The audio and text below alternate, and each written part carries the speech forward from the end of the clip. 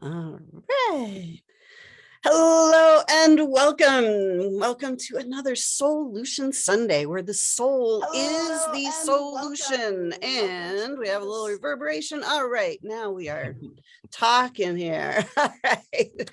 Good morning, everyone. I'm Lisa Warner. I am the creator of Solution Sunday and author of The Simplicity of Self-Healing. And today we are talking with Tucker Stine. Tucker helps conscious leaders turn their personal stories into purpose-driven brands so they can accelerate global human impact.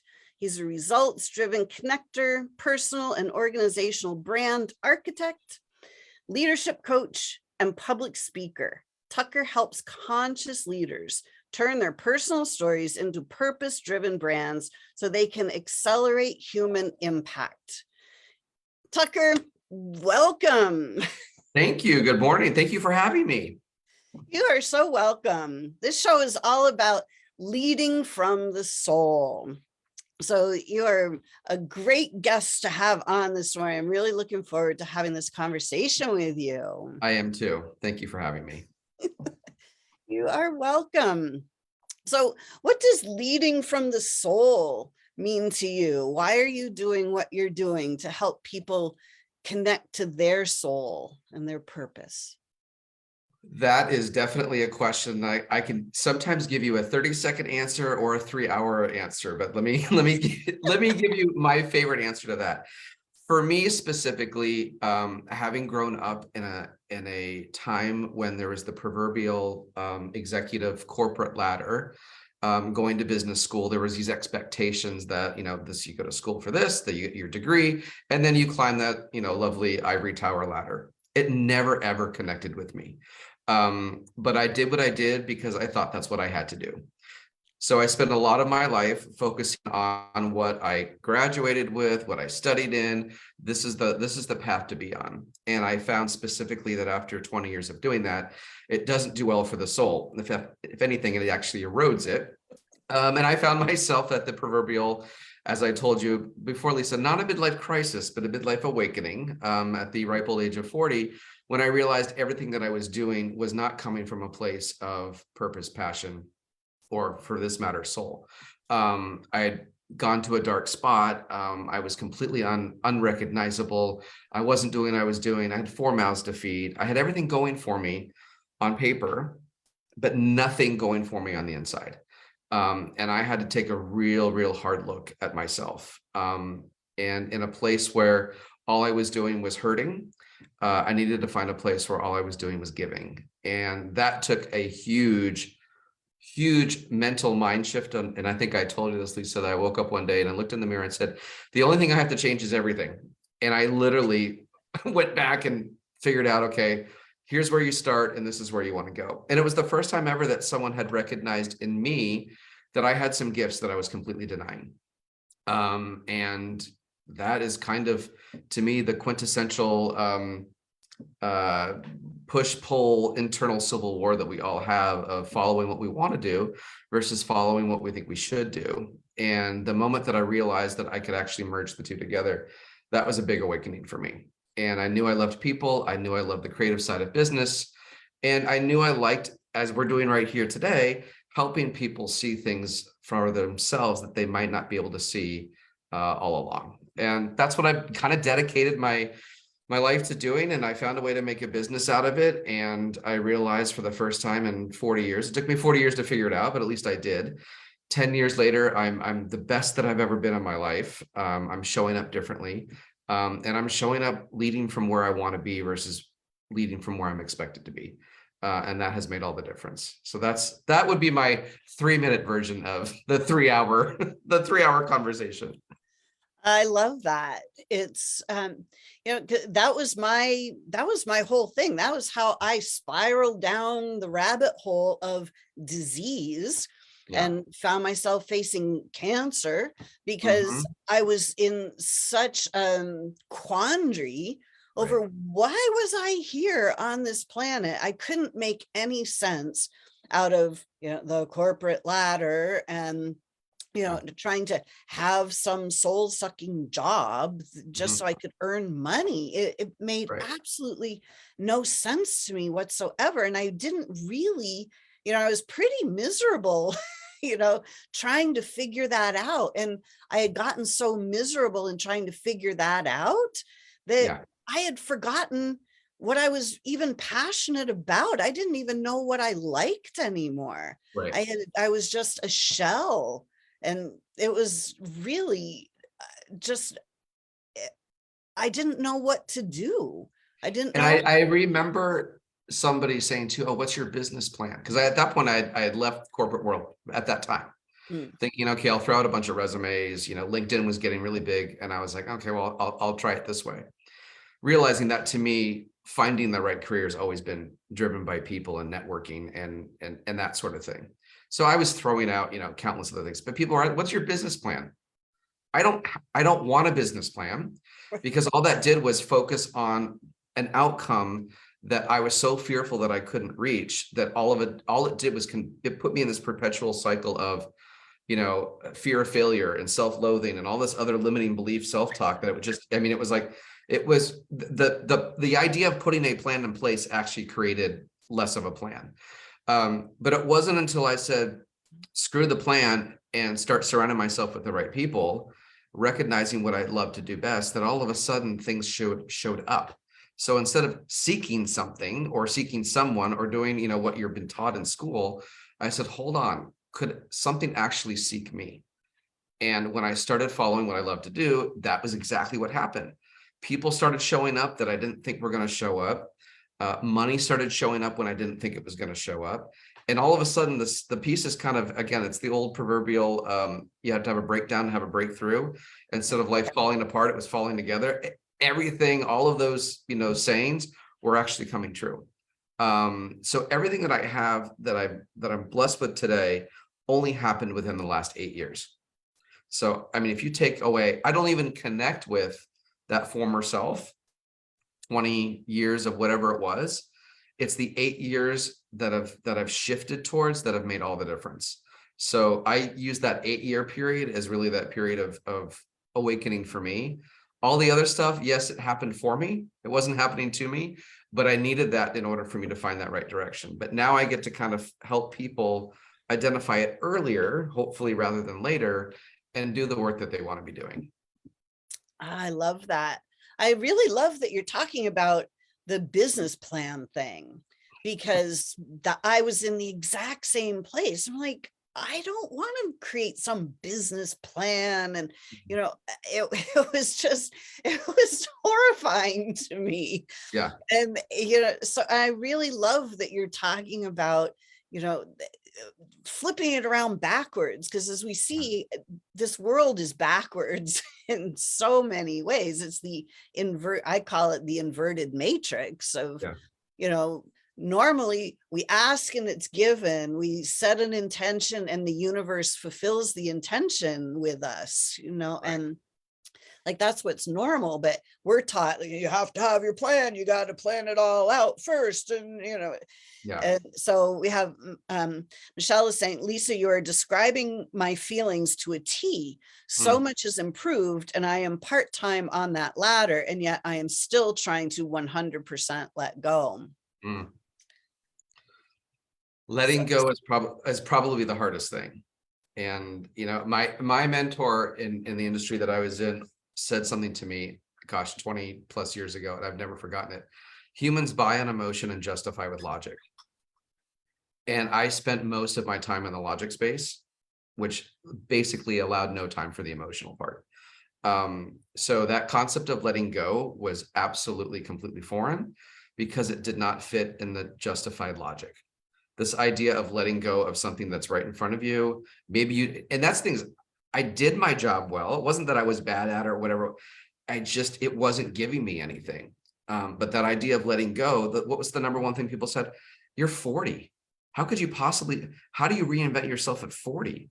What are you thinking? It's kind of like, well, if I don't, I'm not going to be on this planet. So it was a pretty tough decision I had to make, but the letting go part, it's against our human nature because it doesn't justify the logic of what we've been taught around business. And that's the hard part, is being able to merge the thinking on both and letting go. And I literally had to give myself permission. Okay, you're going to give yourself 6 months to figure this out. But if you try to do it half-ass or only part-time, you'll never get there. And I tried doing it part-time and it didn't work. So sometimes you have to just jump off the ladder altogether for it to work. And that's a very scary place to be in, especially when you have a lot of skeptics and doubters around you.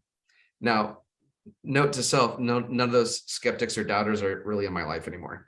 That's, it's that idea of shedding the baggage and serving, only focusing on things that serve you in a good way, that so you can serve others. That stuff, gone. Beautiful. When I look from the broader perspective, we are each these grand beings of light, these souls that have come to this planet, and we each have these amazing gifts and talents.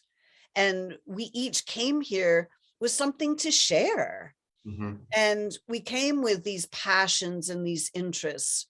And then those things that we're passionate and interested in, they get beaten out of us. Yeah. No, you can't be an artist. You're not ever going to make any money, or you can't be a singer, or you can't be a writer, and we go, oh, okay, well, I better be the nurse or the doctor or the lawyer, and, try to climb the corporate ladder. Right.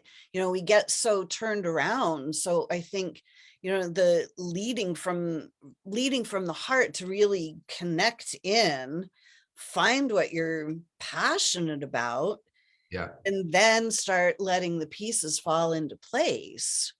Yeah. The pandemic was a big eye-opener for a lot of people. And I follow Mental Health America a lot, just because I think do some of the best research out there in the worker mindset per se. In 21, 65% of Americans started looking for a new job. 65%. And only 20% actually find purpose in what they do. So if those numbers are saying what they really say, then we're in a society right now where, what's in here is not matching with what we're actually doing. 1 in 4 men now turn to substance abuse. 1 in 7 women are now coping with anxiety and stress-induced environments. The numbers are trending in not in a very good way. And, the idea of the Great Resignation, quiet quitting, is there, but people are still at that spot of, okay, I want to, but what do I do with it? And that's the hard part, because that's a behavior that we've had for so long that we're trying to shift. And human behavior is often impossible to shift for many people, especially over the age of 40 or 50. So it's a scary time. And, I think part of it is just taking a leap of faith on a few things and letting failure kind of guide your way. And that was my big aha for me, was letting failure actually be a teacher, because for the long time, I thought I only had to be successful. And that clearly was not a business model that was working very well. Well, yeah, and success is such a subjective thing, it's different for everybody. Yeah. And so when people are in that space of, like, I just don't know what to do, like, how can you help them to start tuning in to what really would light their fire? Yeah. I find the biggest thing when I sit down with someone is there's one word that always comes about that they're lacking, and it's clarity.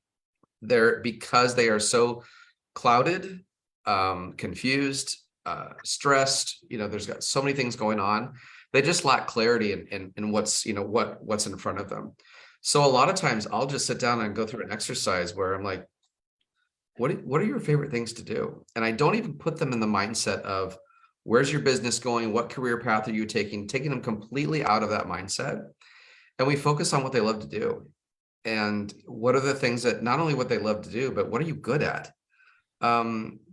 You'd be surprised how many connected concepts exist between what people love to do and what they're really good at, and they absolutely do not mirror what they're doing in their business or professional life. And they don't see the connection between the two. And that's a hard part. I mean, I remember saying to myself when I was younger, I either wanted to be an architect or I wanted to be a psychologist. An architect had to be really good at math, and I was like, I just don't feel like doing a career in math, but I love design. And psychology had a lot of extra schooling, but that wasn't in the business school, which is where my expected path was. But now I find myself today, I took a step back and I said, I love helping people. I was the one that in college had therapists stamped on my forehead. Everyone came to me with problems. So I really liked working with people and problem solving. And I love the design element of helping people create really awesome things. So I took the two things that I love to do and actually figured out a way to make it work without having to have the psychology degree or the degree in architectural design, because that wasn't in the path for me, but I had to create the path. So oftentimes we'll sit down and say, sometimes those gifts that you've been denying are actually wonderful professional attributes that you're not using. And are there things that you can be doing, to serve that? I also work with a lot of individuals at corporate burnouts or people that don't think that they can reinvent themselves at a later, they think it takes too much time, too many resources, too much money. Or an entrepreneur requires a lot of seed money. It requires a lot of, business thinking. You don't have to.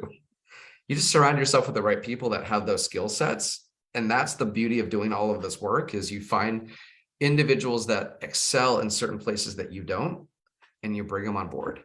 And you can create businesses together. And a lot of people are looking for people like you that you don't even realize that you exist. And that's part of the negative self-talk, is nobody needs what I have. And the answer is absolutely false on that. It's just going out and telling people what you're looking to do. Exactly. Because we each came here with these beautiful gifts and talents to share, of course people need us to be in our passion, because that's what the gift is that we brought with us to share with everybody. So of course it is needed. Yeah. And I think sometimes too, Lisa, people think that, oh, this isn't going to appeal to a lot of people, that they have to be able to connect with thousands and thousands of people to be successful. I've found over the last decade or so that the deeper you go with an individual audience, the wider you can actually cast a net. Because we think that we have to be everything to everyone. It's the age old, then you end up being nothing to no one. Right. But the deeper, and I was just working with a gentleman recently who, in the mental health space, but casting that mental health advocacy space is so large that there wasn't enough stickiness. He really wanted to focus on OCD. He's living with OCD. That's where his specialty is. And I said, but he was worried about not being able to reach a wide enough audience. The moment we shifted specifically to the OCD space and he was able to get really raw and real with his own story, all of a sudden the attention's gone the opposite direction. Like, that's exactly what he needed. So getting specific with an audience that can connect with you and your specific gifts, they don't have to be for everyone. Because at the end of the day, if they're for everyone, it's probably not the right fit. And you're not going to be successful. So that's why I like to, part of the process too, is it's clarity, but it's also shrinking your universe down to a place that's manageable, but that you can connect with on a much deeper level. The surface connection, and I'm realizing that for 20 years, I was in this kind of surface connection business. And because there was no depth, I wasn't getting any stickiness. And it didn't feel like I was actually creating the impact that I had the power to do. So that's another part of that is understanding that being very specific in a niche space is not a bad thing. If anything, that's part of your superpower. Beautiful. Michelle says, I need to throw any remnants of doubt out the window and fill my heart with trust and faith. Quote, I will not be a starving artist. They lied. LOL.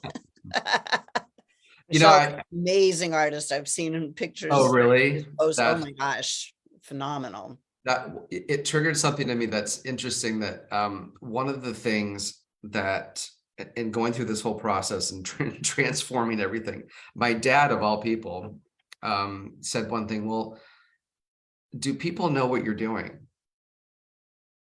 And I literally had to say, oh my gosh, we as humans don't like to talk about ourselves. especially those that are kind of, very quiet in nature. Nobody, and I was just expecting, I'm, changing my business. Everyone's going to know what I'm doing so that everything will be fine. No one knew what I was doing. So that's the other part, is being very clear on that. Clarity is being able to talk about it. So we focus a lot on storytelling. What is it in one statement or less that I can say to people, this is what I do, this is what I stand for? Because otherwise they find themselves in a position where they're not able to communicate anything. So people don't know what they're doing. And yet we just sit there expecting business to come to us or people to come to us. But it's okay to talk about it in a way when you're in service of others. People go like, oh, talk to them, they're doing this. But if we don't talk about what we do, nobody knows. And that's such a simple, but was my biggest duh moment. I remember sitting in my my home office being like, why isn't the phone ringing? Why aren't, don't people I'm thinking, oh my gosh, nobody knows I'm sitting here. What am I doing? Going back to the business plan. That's all part of making that connection with people and letting them know what you're up to. So yeah, it's letting go of the current narrative, and you have to retell a new narrative. Otherwise, you're just going to stay stuck in the old one. Exactly. And that's really true about kind of what I do in the health field, as far as it's a shift of consciousness. Yeah. It's not about healing your body. It's about changing your consciousness of your body. And that's a really hard, it's a hard concept to get across to people, because then there's a pill for that. Philosophy is so deeply ingrained that, well, this is the way it is. It's not the way it is. It's not a way that's working for anybody particularly. If you want to actually heal, you have to change your consciousness. You have to be able to see that you're already healed. There's a poet out there. He's my favorite quote that I stumbled upon a few years back. His name is Hafiz. And the quote is, the words you speak become the house you live in. And it just hit me over a head, a ton of bricks. And that was me.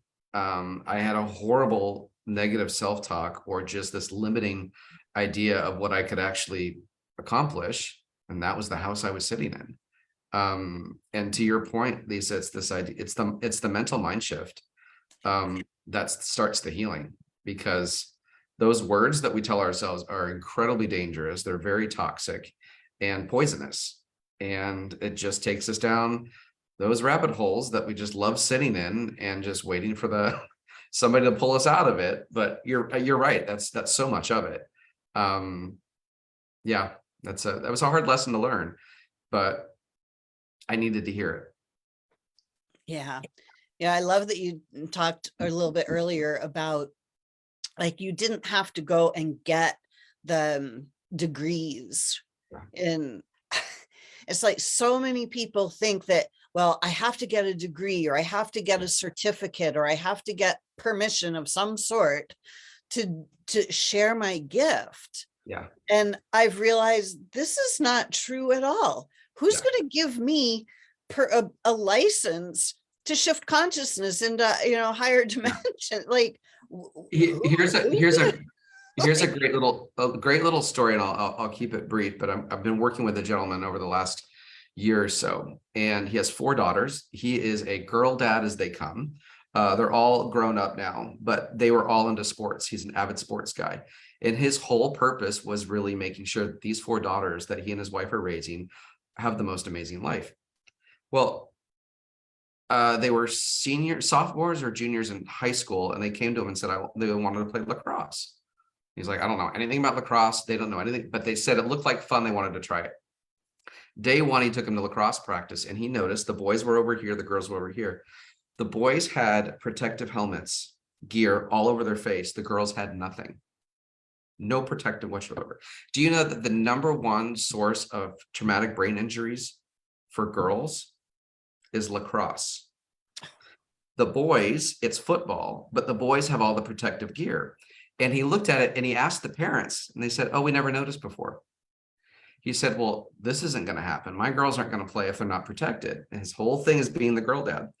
He spent the last 4 years developing the first ever women's lacrosse helmet. He never had any knowledge of it.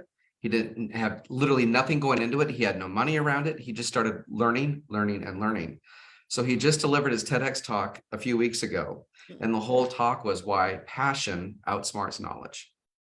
He didn't know anything about it, but he had so much passion that he decided to do it. And now National Lacrosse is looking into making it a mandate, and he's now selling this helmet in sporting goods stores across the nation. I mean, just because his daughters wanted to play a sport that he saw that was not being protected. So there's a perfect example of his passion is about his daughters, and his business ended up becoming protecting young women from traumatic brain injuries. I mean, it's just, who would have known? He said, if you were to tell me that years ago, he'd be like, never in a million years would I think I was doing that. But that's what he does best, is being able to take something that he knows nothing about and following through. So you never know. Wow, that's amazing.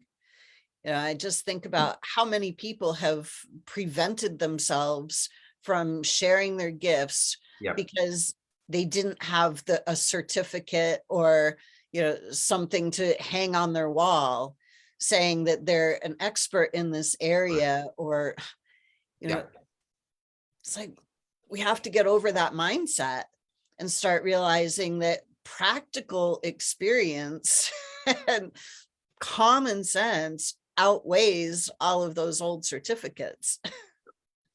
Yep, absolutely. Yeah, life experience is the greatest certificate. Now, I don't recommend that if you're a brain surgeon, but there are certain things that I think we need to change the narrative on, because I think a lot of people are denying themselves what they could be doing just because they don't feel like they fit the mold of, the experience or the education or all of those, what I call the alphabet soup that they need in order for them to be successful. Yeah, Michelle says, when one is self-taught or expresses natural gifts, it adds to the critical self-talk in society. Mm-hmm. Absolutely. Yeah, absolutely. Yeah, it takes me back to those days, and I just remember sitting there thinking, okay, this is my degree. This is what I've been schooled in. This is all that I've known to do in my life. And I think that for me was the biggest ball and chain or anchor that was drowning me, was not thinking that I could actually take my own practical life experience, my own personal experience of my own personal life, and use that for a greater good. Because at that point, people weren't mixing, personal issues with professional issues. That was so taboo. And now it's become a lot more accepted to be able to talk about the two. But yeah, it's that life experience was something that I ignored for years. It's funny when you look back and say, you're like, oh, my parents, they're in their 40s and 50s. They're so old. And then you get there and you're like, oh my gosh, I am that old person now. So you do have to give yourself credibility. Oh, wait a minute. I have been in the working force for 25 years. Oh, wait a minute. I do have practical life experience. And you're in that category now. You do, when it says, what's your age, the year you were born, you do have to scroll down a lot further than you used to. It's like, oh my gosh, I keep scrolling and scrolling. It's funny having two teenagers and you're applying for things or whatever it is, you put in their birth year and it's like, you have to scroll down like just a few. Yeah. And then it's like, okay, now age of the parent, and you're like scrolling. I'm like, oh my gosh. Oh, funny. So Brenning says, I had been feeling a bit lost on what to do next. It was like a slap in the face when I realized I had to let go of the me from yesterday to ever be able to move forward into anything new. I'm still digesting this new knowledge. Wow. Yeah, that is there is a it's something that I've in working with a woman too on grief and loss. There is grief and loss when it comes to this work. You're grieving what you used to know. You're grieving what you thought you were going to be or whatever. I mean, there's some grief and loss in that, but there's also amazing benefits of getting over the grief and moving into something really, really new. It's hard. It's not easy, but boy, the flip side of it is, if you don't, you're going to find yourself in grieving a lot more than just, a job or whatnot. But it's hard work, but it's the most rewarding work that I've ever done in my life. And I always encourage, and I have done a lot of work specifically with middle-aged men. It's definitely an audience that is suffering a lot in silence. And I know a lot of my friends my age are going through a similar thing where it's like, I need something new. And I call it the second half of living. I've lived the first half of my life. I can't live it the same way for the second half. What do I need to be doing differently? And it's a hard place, but it's also very exciting. But yeah, there's grief in it, and that's not easy. Especially as men, we don't do well with that. But the vulnerability side of things, being able to talk a little bit more openly about things is more widely accepted, and I think it's changing. I think that dynamics is changing. I think it's helping everyone. Beautiful. Yeah, if we don't address all of these things and we don't start living in alignment with our soul's purpose, we just keep dying a little more inside every day. Yeah. And then we wonder why we don't feel well, why our bodies aren't working the way we think they should be working. Yeah. And we're not putting the pieces together that the emotional wounds are what are being displayed in the body. Right. When we fall and we skin our knee and we end up with a big scab on our knee, the scab is ugly and it's kind of gross, but nobody freaks out over the scab because they understand why the scab is there. Yeah. But if we have a tumor or something, it's the same thing. It's just that we haven't seen the wound. It's obvious where the wound came from when we fell and scraped our knee, but it's not obvious where the wound came from when the body is exhibiting the tumor or some other symptom. But it's the same thing. Like we don't need to be scared of these things. We need to realize they're perfectly normal bodily functions. Yeah. And we have to realize that the body is pointing at the wound. We have to make sure that we heal the actual wound.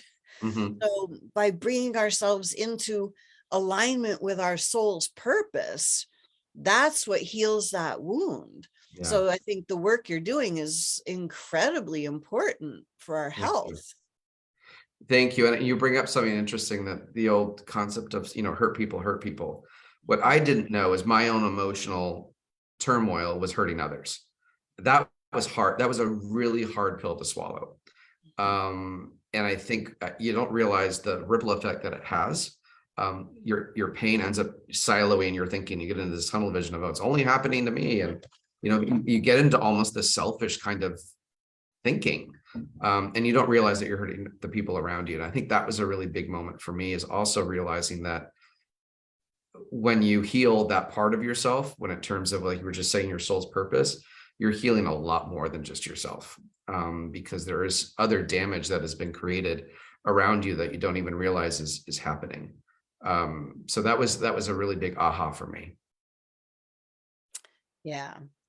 And the damage we're doing to ourselves by allowing ourselves to fester in that state of emotional turmoil. Yeah. So it's so important to remember why we're here, to start opening up our awareness to the grand beings of light that we actually are. Yep. Yep. I know it's hard for some people to understand. We're not taught these things. And that's the hard, again, like I was saying, we're raising teenagers right now, and this AP calculus and computers, all these other things that are, so our brains just, mine just shut off on a lot of it. It's the age old, Dad, why do I have to learn this? And it's like, I don't have an answer for you. But we don't teach emotional intelligence. We don't teach, lessons learned in life experiences. We don't teach failure. And that for me in my life was a big thing, because, having a dad that said, oh, here's the corporate ladder, this is how you do it. And you never talk about failure. You never talk about bad things. It was always, sugarcoating life, so it's that bubble kind of thinking. When you're not taught failure, you're not taught, fear response. You don't have the emotional intelligence to grasp it. How do you, we're not giving our younger people a chance to show what it's like to have a healthy response to things. And we're creating a lot of unhealthy kinds of things. And that's the stuff that we don't teach. And you end up learning in life way too late. So you're having to backtrack and go and deal with a lot of emotional work. But that's the stuff that, it's been fun teaching teenagers around emotional intelligence, because we're having conversations with our kids that I never would have had with my own parents. But if we don't, things aren't going to change. And life is really different than it was in the 60s and 70s than it is today. So that's a whole nother talk in itself, Lisa. I can go down that rabbit hole, but we have to start it younger, because we're waiting too late in life for us to find and discover that purpose, because we end up having to spend more time and energy healing ourselves than we do, prepping ourselves for something really amazing. And that's where the power is. Yeah.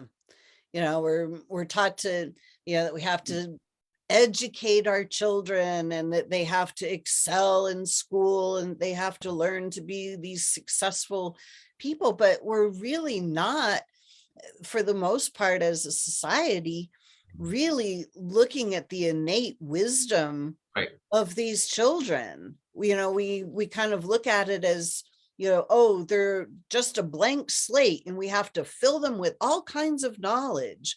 Yeah. What if they already are filled with wisdom? Right. What if they are actually already connected to their soul purpose? Yeah. And we just sit there and teach them not to use it. I mean, precisely. Yes. So it's like, what if we start really nurturing our children younger and start asking them better quality questions so they can give us their wisdom, instead of just assuming that they don't know anything, right. And let them express themselves in a way that allows them to really stay tapped in and tuned in to their soul's wisdom and their gifts that they're here to share. We're learning that with our son, who's going off to college next year and doing these college applications. Yeah, the kid's 17 years old, and what do you want to do with your life? And you're having to make these decisions. And nowadays, Lisa, you can't make the change where you start off in one thing and you move to the other. They want you to decide right now. And it's like that, especially a 17-year-old boy, their brains don't even develop till 26. So it's like, how are you asking them to decide right now? It's a really hard process to go through, and nothing's changing on it.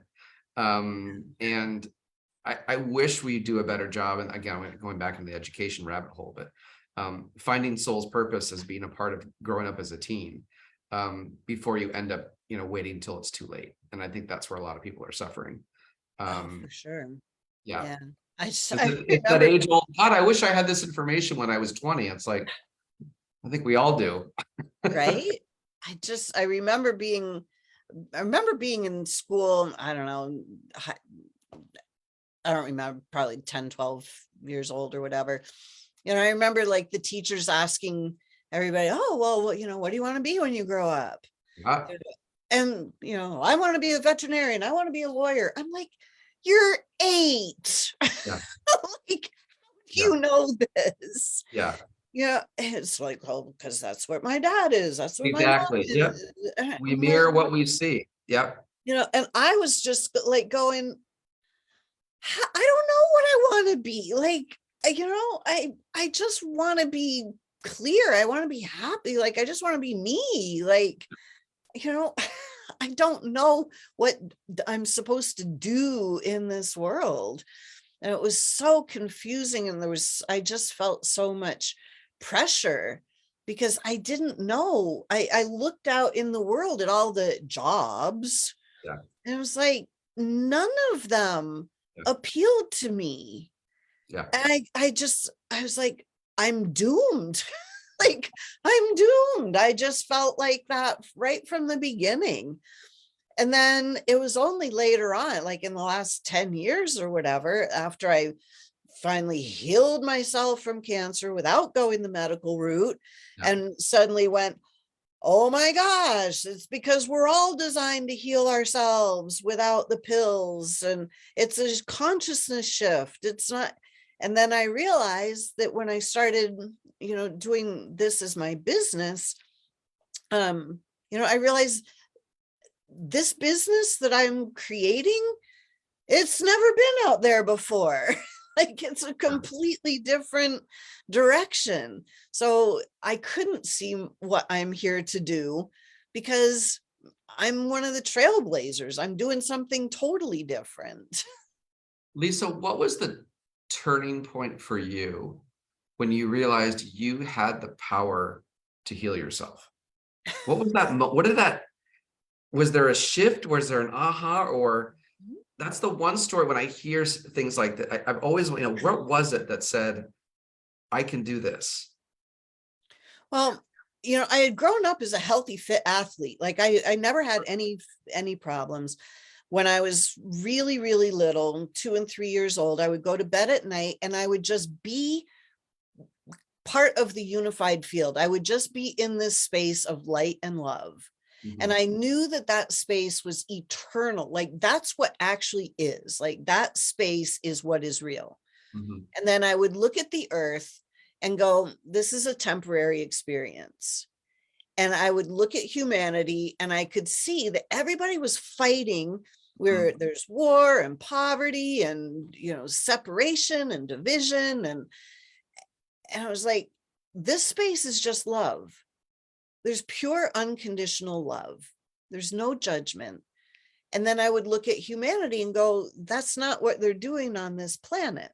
And at that time, I would be able to see in my mind's eye, I could see like old people in nursing homes and people with diseases and, and bodies that didn't function right, properly anymore.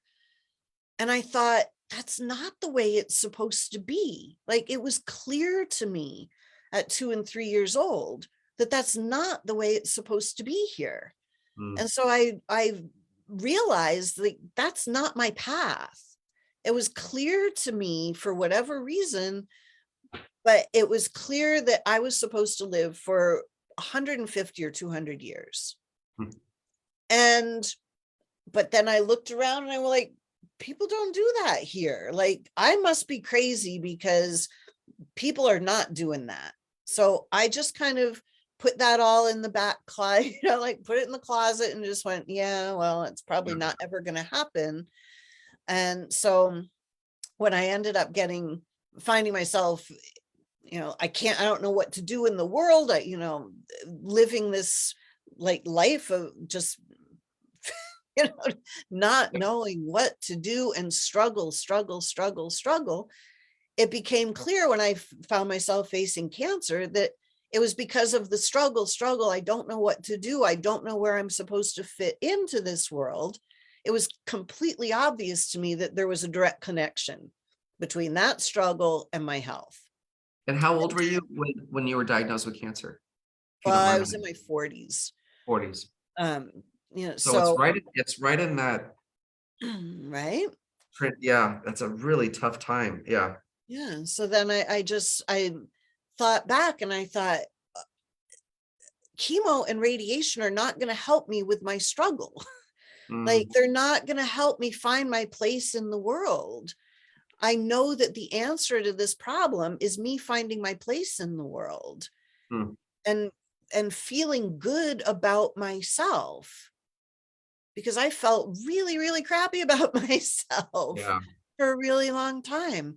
And then I looked at the medical model and I saw their pre-paved route and got chemo and radiation and pharmaceuticals and radical surgery. And was like, well, I was born with all these parts and I would like to keep them all. Thank you very much. And, chemo, I looked at the people who never survived the chemo and I was like, these odds are not in my favor. And I thought, what I really, really want is I want to be master of my own molecules. I want to know that I can heal my body. I need to be masterful in this lifetime. And I knew that my answer lied in the wisdom that I had when I was 2 and 3 years old, when I was Yeah. fully connected to the unified field and I could see what was going on. I had just put all of that memory in the background and I Yeah. knew that I needed to reconnect to that. So when I looked at the medical route, I looked at the chemotherapy and I was like, it terrified me that, and I was like, and I thought that I was terrified of chemo. But what I realized later on was that that was my soul going, don't do that. Like you have a different path. So I just decided that I was so miserable at that point that I had nothing to lose. Either I healed myself or I didn't. Either Yeah. way, it was a win-win situation because if it would be resolved either direction. So finally, when I got my mind quiet enough out of the fear and was able to just have some quiet for a moment, there was the aha moment. And the aha moment was, hey, Lisa, your body's not being attacked by any disease, and neither is anybody else's. Your body is responding to your emotional state. Your body is doing exactly what it's designed to do. There's nothing wrong with your body. And in that moment, I knew that was true. And in that moment, I knew that if I just started to trust my body, that my body would do exactly what it needed to do to come back into a balance. And so that's what happened. And it was still a long circuitous route to get back, to get into alignment with why I'm supposed to be here on this planet. And it's still a little, there's still a little bumpiness in my path, but Yeah, I've been fortunate enough to be connected to a lot of functional health experts, which, of course, was brand new for me and a lot of the work that I was doing. And I had I'm working with a woman who her sister had breast cancer, and she was going to see all the doctors and so forth. And she was like, well, I want to find out other things outside of the doctors that I can help support her with. She was a fashion designer turned what she likes to call chief scientist officer. And she went on this whole research journey of what can I do to help my sister? She discovered algae. The stuff that we normally think that's at the bottom of the pool, the pond scum, the whatever it is. But why so many blue colonies over in Asia are living to be 100 and whatever, they are consuming algae all the time.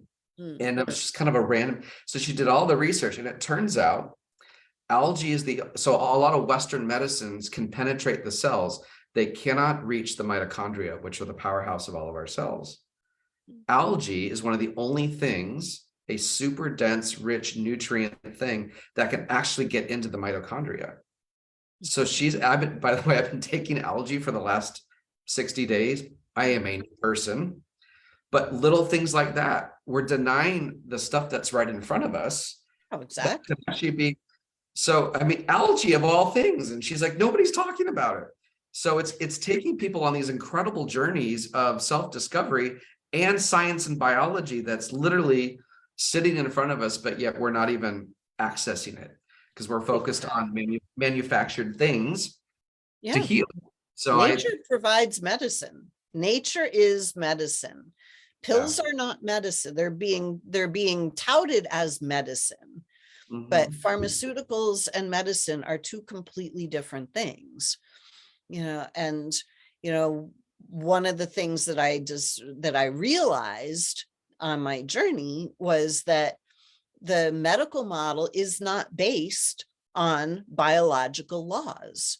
The universe works in very clear ways. The law of attraction. Everybody's heard of the law of attraction. It's one of the universal laws, like how the universe works. Well, there are laws about our biology and how our biology works as well. And the medical model is not based on that. Doctors don't learn biological law. I like how you said that. Yeah. So biological law, there are 5 biological laws that were discovered by a man named Dr. Rika Hammer back in 1980s. And he did all the research. He did brain scans, he did everything. And all of that information has been systematically suppressed. Interesting. Because of big pharma. Interesting. Yeah, it's horrific when we find out, when we learn why the body has breast cancer. It's actually a meaningful biological process. Yeah. The body does exactly what it is designed to do. And when it's doing what it's designed to do, and we don't understand why it's doing what it's doing, then we go into fear. And the medical model is 100% based on fear. When we look at it, it's like, oh, you have a killer disease, you've got 6 months left to live. Yikes. When we understand why the body's doing what it's doing, we can address the emotional problem. We can address the wound that is actually being exhibited in the body.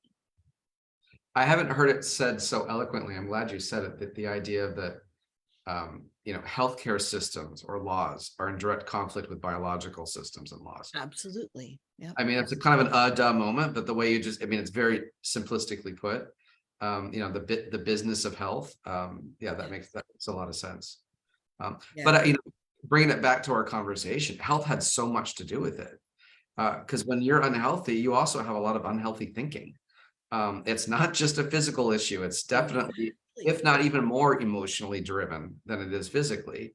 And we don't equate physical health, emotional health with purpose. We think that they're completely different. And the reality was, and you're right, the reality is when I decided to make a change, my health changed. I was able to decrease medications here or increase other things here, or gut health, all those other things are all related to it.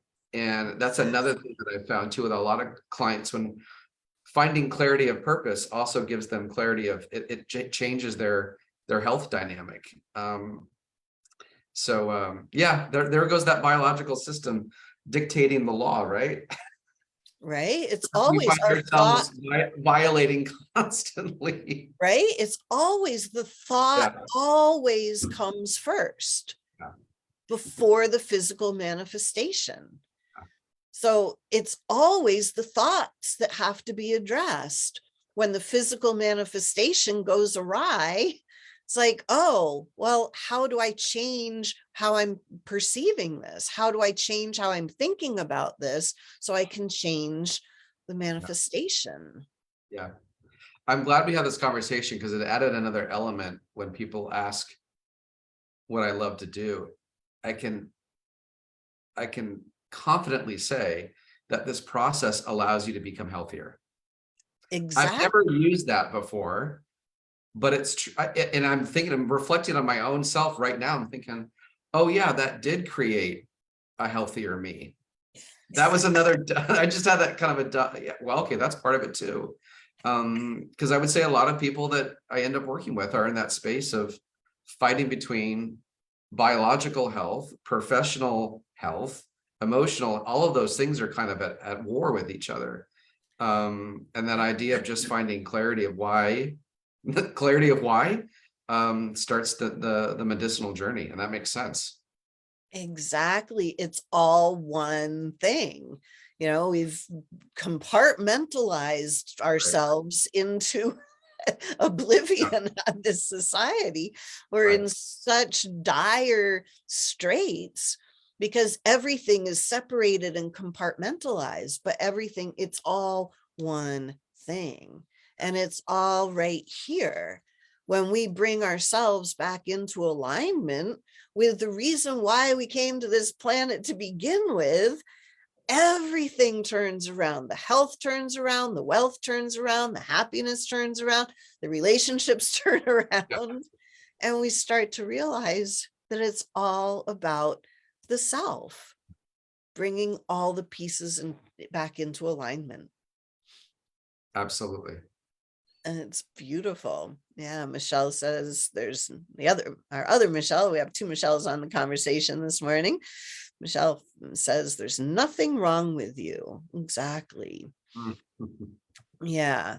So this has just been such a great conversation. It's such a great reminder that, we are all leaders in one way or another. Every single one of us. We wouldn't be here on this planet if we weren't here to lead into a whole new way of being on this earth. And it's really those of us who are willing to tap into our soul's purpose, right, and to just speak from our heart and share our wisdom. And as we share our wisdom, we light up that wisdom in other people. And then we start all living in alignment, and society comes back. And bringing it back to that leadership concept, I was having a conversation with someone recently, and this idea that leaders should be focused on not developing more followers, but developing more leaders. Which, this whole followership thing creates division and comparison and, competition and this sort of thing. But a really great leader inspires others to lead, not follow. And I think that is something that really, it struck me in a sense of, we're all here to lead in a certain way, not to lead over, but to lead with. And, not power over, power within. So it was just a nice reminder that, we're not about creating who's better than the other. It's how can you create a better you? And that it's like, okay, that makes sense. Why don't we teach more of that? Exactly. Yes. Yeah. Although we've created a $72 billion social media industry that would say otherwise. But that's its own social experiment that over there. Exactly. Yes. And I'm sure that many of these social experiments will be going by the wayside relatively soon as we see kind of the top crumbling. Fleeting moments. Yes. The health of our society rests on the health of each individual. Absolutely. And it's up to us to take our power back.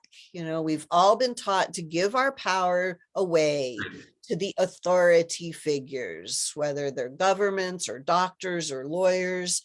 And as soon as we give our power to somebody else, then we're powerless.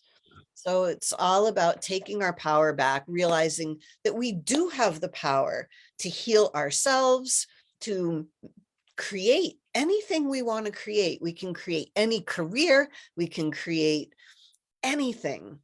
Yep. And we just have to start trusting ourselves and tuning in. That's the hardest part right there. Exactly. Yeah, because we've been taught that we have to trust the authority figures.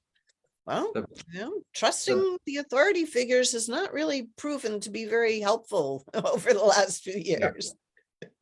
The biggest opportunity is staring you in the face in the mirror, and the biggest problem is staring you in the face in the mirror. Exactly.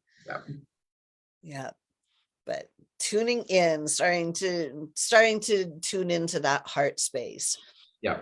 Discovering what it is that you desire, what it is that you love to do, what it is that you are here. If you're a grand being of light, why did you come into a body? Why do you think you came here? And just start asking yourself, why would I have come here in this crazy dystopian society? What is it that I can bring to help turn things around? Yeah. Beautiful. Wow, Tucker, this has been such a great conversation.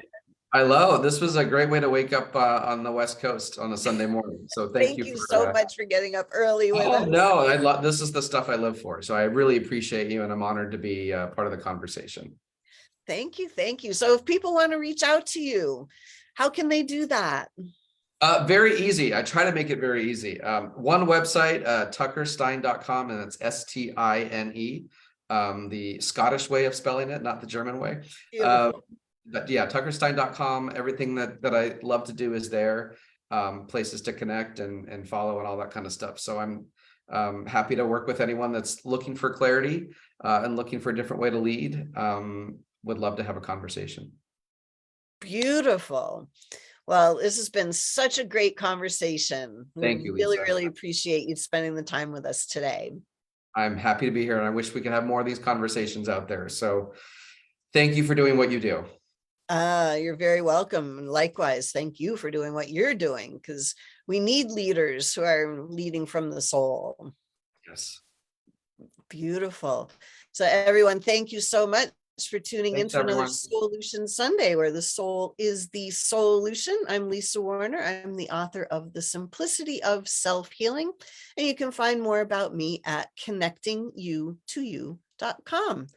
So until next week, create for yourselves a great week. Bye for now, everyone.